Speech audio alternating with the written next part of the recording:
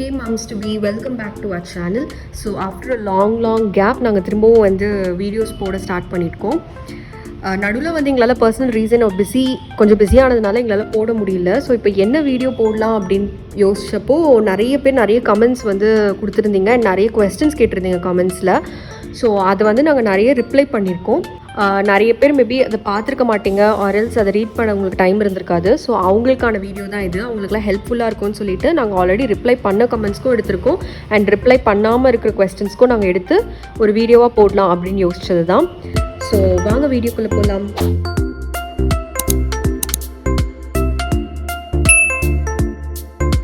First question வந்து அனமலி ஸ்கேனில் baby position is unstable அப்படின்னா என்ன அப்படின்னு கேட்டிருக்காங்க. பேபி பொசிஷன் அன்ஸ்டேபிள் அப்படின்றது வந்து பேபி இன்னும் கரெக்டான பொசிஷனுக்கு வரல அப்படின்றது தான் அர்த்தம். ஸோ அது வந்து பயப்பட தேவையில்லை, ஏன்னா பேபி எப்போ வேணாலும் பொசிஷன் திரும்பலாம். செஃபலிக் பொசிஷன் தான் வரணும் அப்படின்றது தான் நான் வீடியோஸில் சொல்லியிருப்பேன்.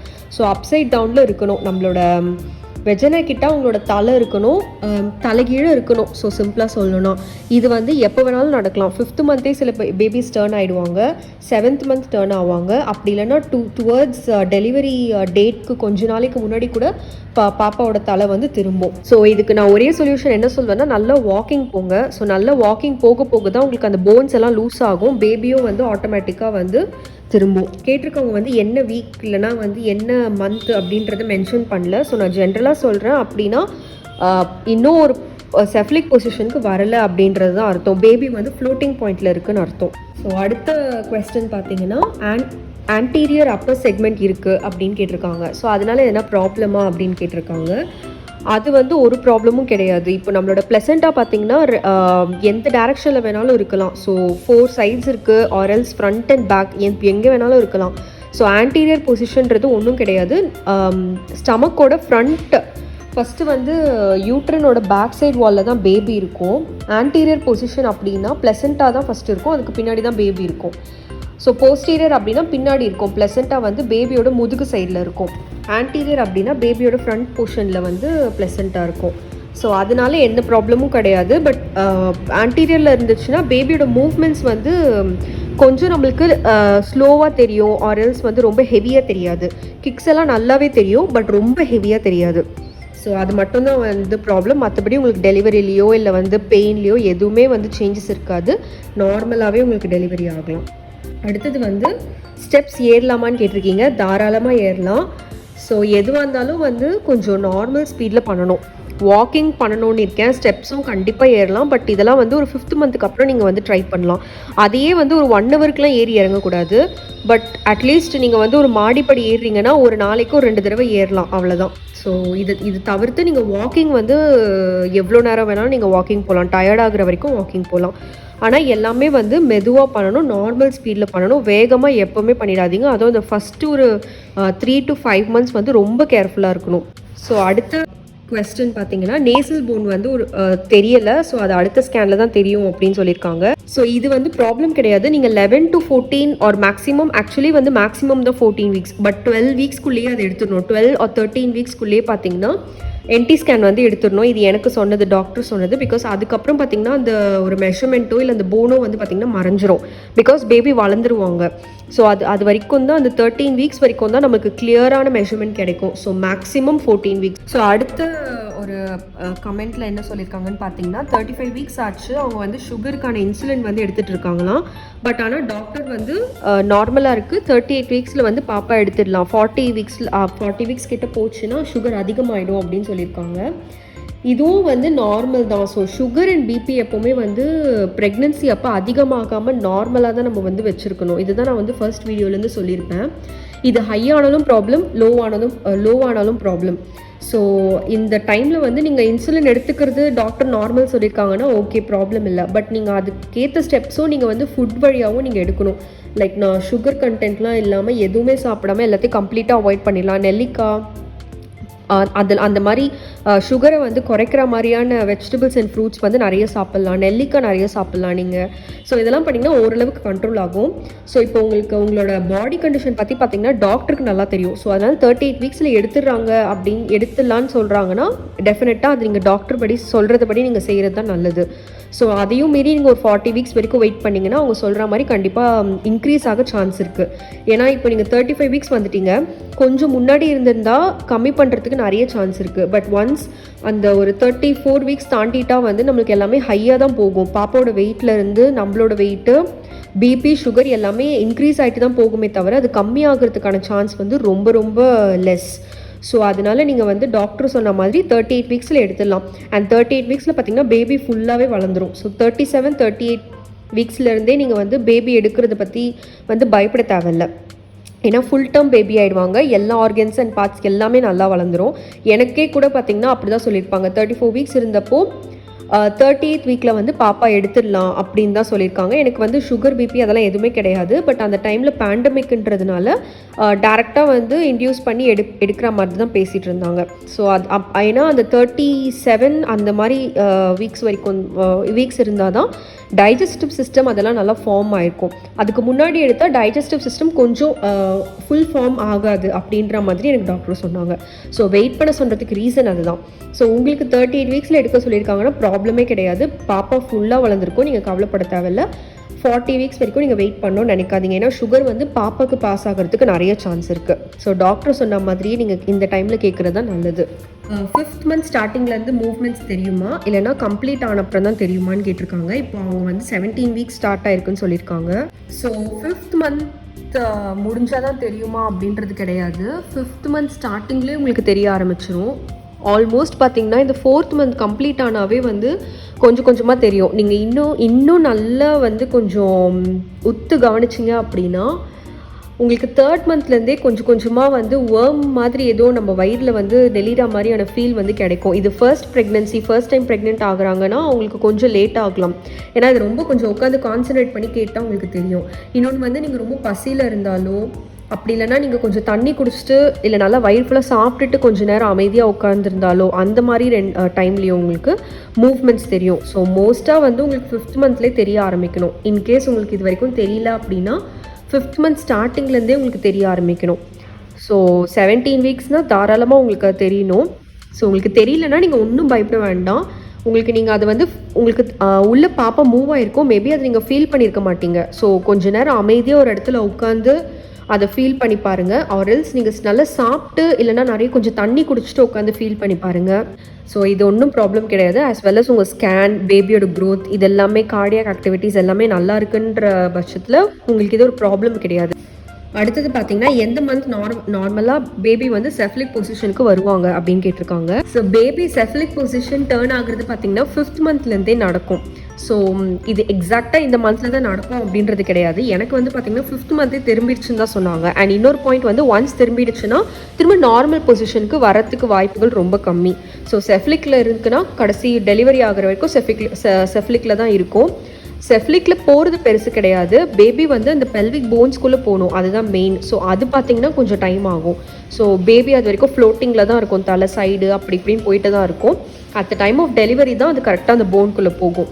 இது நீங்கள் ஒரே சொல்யூஷன் வந்து வாக்கிங் மட்டும்தான். எக்ஸசைசஸ்லாம் நான் எதுவுமே சஜஸ்ட் பண்ண மாட்டேன். பட் வாக்கிங் கண்டிப்பாக நீங்கள் போனீங்க அப்படின்னா திரும்பும். செஃப்லிக் பொசிஷன் வந்து எப்போ திரும்பும் அப்படின்னா மேக்ஸிமம் 7th மந்தில் திரும்பிடும்.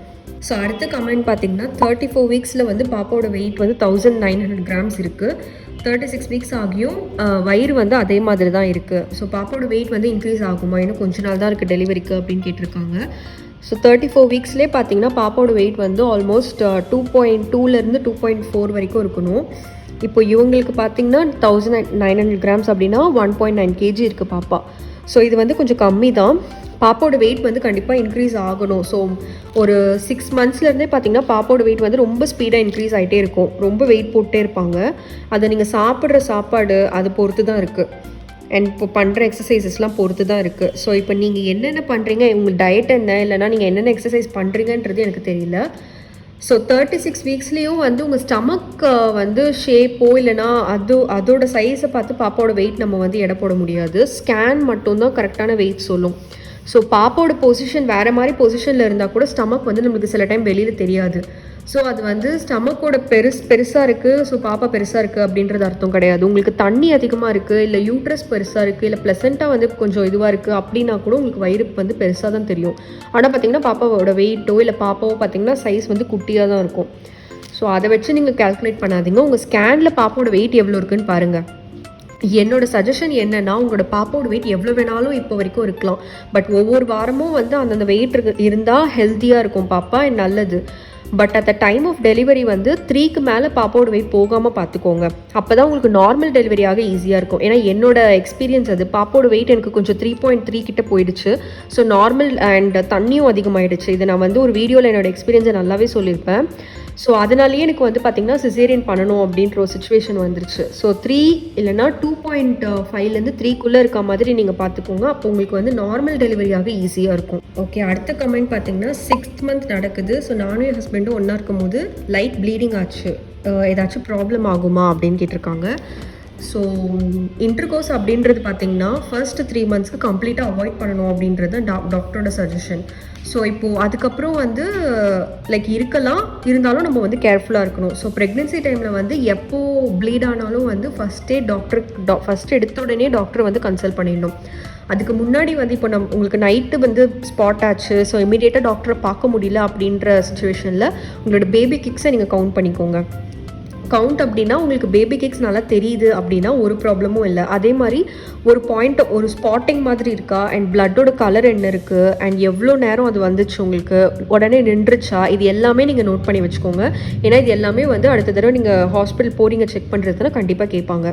ஸோ பிளட்டோட கலர் வந்து ரொம்ப இம்பார்ட்டன்ட், எப்படி இருக்குது அப்படின்றது. ஸ்பாட்டிங் மாதிரி வந்துச்சா இல்லை ஓவர் ப்ளீடிங் ஆச்சா அப்படின்றது தெரியணும். அண்ட் இமீடியட்டாக ஸ்டாப் ஆகிடுச்சா இல்லை கண்டினியூஸாக இருக்குது இருக்கான்றதையும் பார்க்கணும்.